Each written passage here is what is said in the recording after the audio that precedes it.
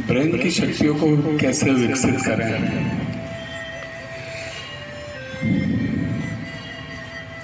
कई बार कई बच्चों के माता पिता यहाँ बैठे हैं, मेरी दो गुड़ियाँ हैं। अपन देखते हैं स्कूल के अंदर कई बच्चे 98% लाते हैं, 99 लाते हैं, कुछ बच्चे पासिंग मार्क्स लाते हैं। ठीक है, कई बार अपन ये कंपैरिजन भी करते हैं कि ये बच्चा तो 2 घंटे ही पढ़ता है फिर भी फर्स्ट आ जाता है, और कोई दिन भर पढ़ता है फिर भी नहीं हो पाता। सोचते हैं ना कई बार अपन ऐसा, जबकि ऊपर वाले ने मशीन तो सबके अंदर एक जैसी डाल के भेजी है, फिर ये अंतर क्यों आ रहा है? क्या कभी इसके बारे में अपन ने प्रश्न किया? ये अंतर क्यों आ रहा है, आज उसके ऊपर अपन बात करते हैं। एक छोटी सी स्टोरी में सुनाऊंगा जिससे आपको पता लगेगा कि अंतर कहाँ आ रहा है। ठीक है, 2 मजदूर रहते हैं, एक लकड़ी की मिल में वो काम करते हैं। ठीक है, एक मजदूर दिन भर काम करके 5 पेड़ को वो काट देता है। पेड़ दोनों को एक जैसे मिले हुए हैं, पर एक मजदूर दिन भर काम करके 5 पेड़ काट देता है और एक मजदूर 2 ही पेड़ काट पाता है। बताइए ऐसा क्यों? एक मजदूर, दोनों को पेड़ समान मिले, दोनों अपनी ताकत ऊर्जा भी समान लगा रहे हैं, और बल्कि मैं कहूँ तो जो 2 पेड़ काटने वाला है वो और ज़्यादा ताकत लगा रहा है, ज़्यादा ऊर्जा लगा रहा है, फिर भी वो 2 ही काट पा रहा है। लेकिन जो एक मजदूर है वो 5 पेड़ काट लेता है, उतने ही घंटे में, उतने ही टाइम में। कोई बता सकता है ऐसा कैसे हो सकता है? कुल्हाड़ी की धार।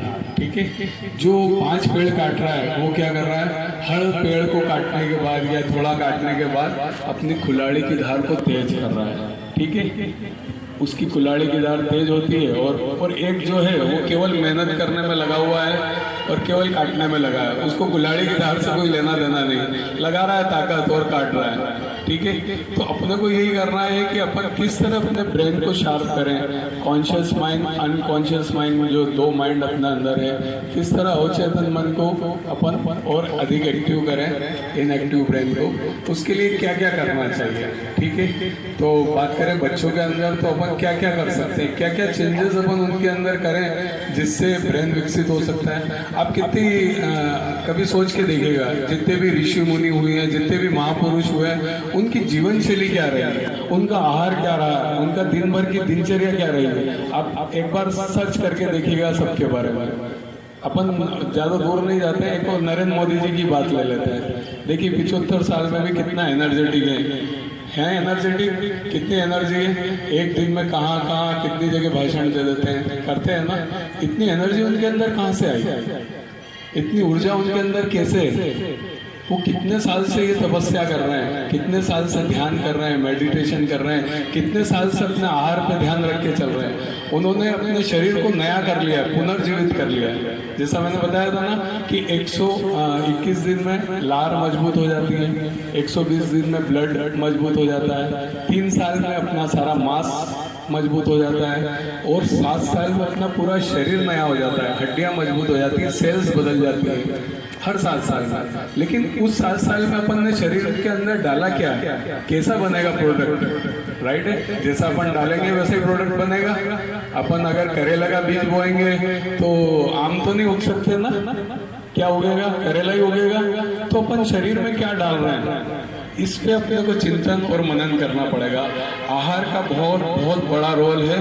तो बच्चों के अंदर भी अगर अपन चाहते हैं कि ब्रेन अच्छा विकसित हो, तो उनके आहार में परिवर्तन करना पड़ेगा, आहार की दिनचर्या सेट करनी पड़ेगी, और जो बार बार खाना वो खाते हैं, है ना, उसको अपने को बंद करना पड़ेगा।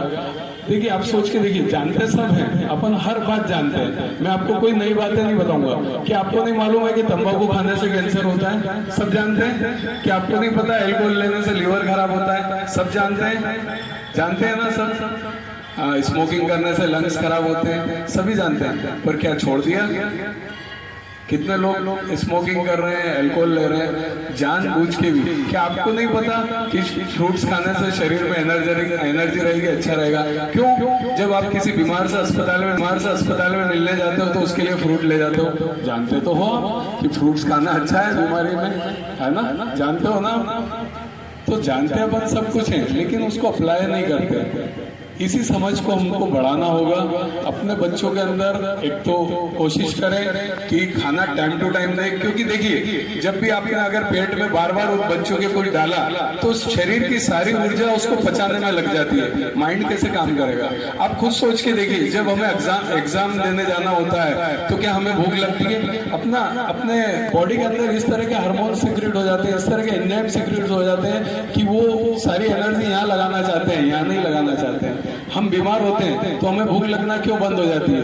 क्यों? क्योंकि बॉडी चाहती है कि जो टॉक्सिन्स, जो बैक्टीरिया, जो भी बॉडी के अंदर मतलब इन्फेक्शन हुआ है उससे फाइट करना है। फाइट करना है तो ऊर्जा को पेट में न लगाते हुए वो कहाँ लगा रहे हैं? उसको फाइट करने में लगा रहे हैं। तो जब अपना बॉडी भी जानता है, बस इसी समझ को अपने को बढ़ाना होगा कि अपन खाना है, ठीक है, जीना है तो खाना है। मैं भी खा रहा हूँ, आप भी खा रहे हैं, लेकिन किस तरह इसको संतुलित करें। बार बार मुंह झूठा करके, बार बार खाना खा के अपन अपनी ऊर्जा को खत्म कर रहे हैं, ठीक है। तो कोशिश करें कि कम से कम आप मुंह को बार बार झूठा करें। यूँ नहीं किसी ने गए रास्ते चलते चलते 4 आदमी ने प्रसाद दी, 4 बार प्रसाद खा लिया।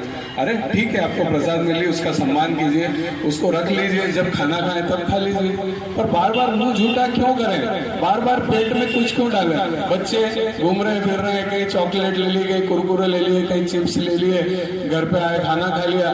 दिन में कम से कम बच्चे 20 बार 30 बार तक मुंह झूठा करते हैं। उनकी सारी एनर्जी, सारी ऊर्जा तो उस खाने को पचाने में लग रही है। माइंड कैसे विकसित होगा?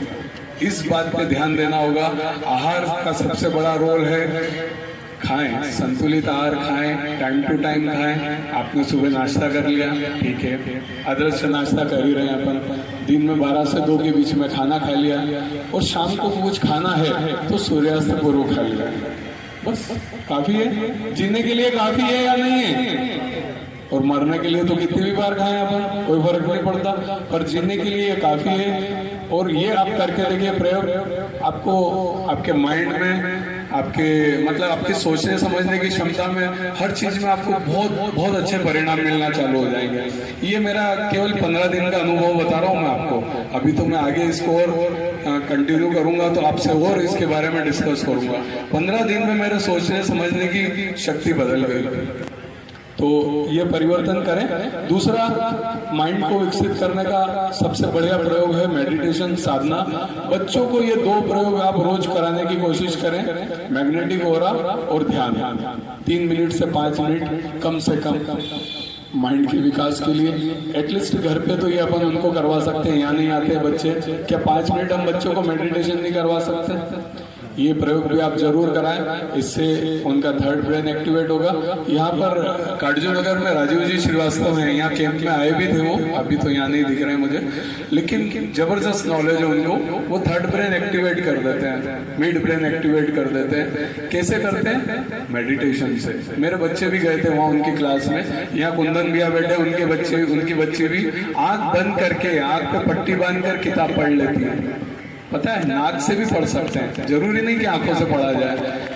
काटजू नगर में है, जबरदस्त उनको इस चीज का नॉलेज है। एक बार कपिल शर्मा शो पर भी कुछ लोग आए थे और उन्होंने ये करके दिखाया था, किताब पढ़ के दिखाई थी, कलर बता के दिखाया था। तो सोचिए, ब्रेन को विकसित करके अपन बिना आंखों से भी पढ़ सकते हैं, आंखों की भी जरूरत नहीं। ये तो मैं अपनी आंखों से देख चुका हूँ। कुंदन भैया की लड़की ये करके भी दिखा सकती है। एक दिन हम उन बच्चों को बुलाएंगे और ये आपको प्रैक्टिकल भी दिखाएंगे। तो देखिए ये सब सेंस कैसे एक्टिवेट हो रहा है? मेडिटेशन से, ध्यान से।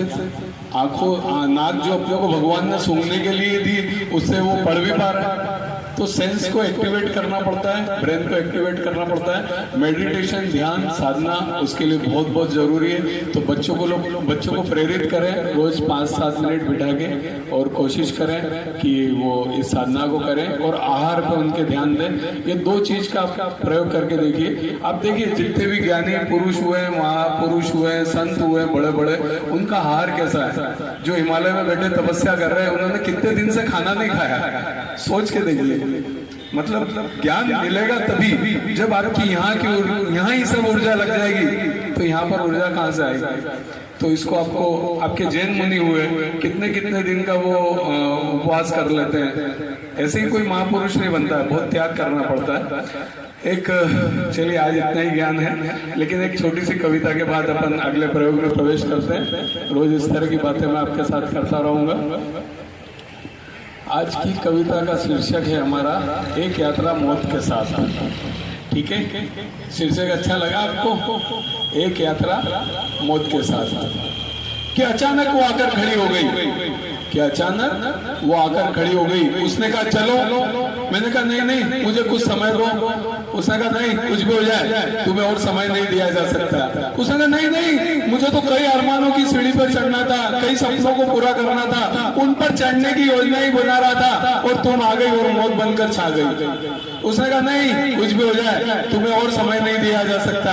तुम्हें ले जाने का वक्त उसी दिन तय हो गया था जिस दिन तुमने इस पृथ्वी पर जन्म लिया था। तू जिंदगी नहीं जी पाया तो इसके लिए केवल तू और तू जिम्मेदार है। अब वापस चल, हम उन औजारों पर टप्पा लगा देंगे। जैसा गया था वैसा आप वापिस आ गया और अपना समय केवल और केवल सोच में बिता दिया। जी हाँ दोस्तों, यही वो मौत की घड़ी है जो टिक टिक करते हमसे मिलने के लिए चल पड़ी है। इसके पहले कि वो हमें ले जाए, आओ जिंदगी को खुल के जिया जाए और फिर मौत भी आ जाए तो धीरे से उसके कान में कहा जाए मैं तो कब से तेरा इंतजार कर रहा था, तुम्ही ने आने में देर कर दी। ये है एक यात्रा मौत के साथ। सारा ऐसा नहीं हो कि जैसे मशीनें बहुत है अपने अंदर पर उनका अपन उपयोग नहीं कर पा रहे हैं, उनको पहचान नहीं पा रहे हैं कि अपने अंदर क्या क्या शक्तियां हैं। बस उन्हीं शक्तियों को जागृत करने का और पहचानने का समय है।